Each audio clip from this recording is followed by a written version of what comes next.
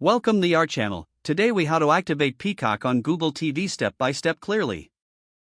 To activate Peacock on Google TV, start by turning on your Google TV device.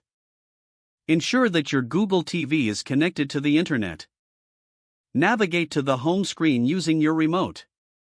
From the home screen, scroll down to the Apps section. Select the Google Play Store to open it. In the search bar, type Peacock and press Enter. Locate the Peacock app in the search results. Select the Peacock app to open its download page. Click on the Install button to download the app. Wait for the installation to complete before proceeding. Once the app is installed, return to the home screen. Find and select the Peacock app from your apps list. Open the Peacock app. You will be prompted to log in or create an account. If you already have an account, enter your email and password to sign in. If you need to create a new account, follow the on-screen instructions. Once logged in, you may receive an activation code on your screen. Take note of that activation code. Using a web browser on your computer or mobile device, visit the activation page provided in the app.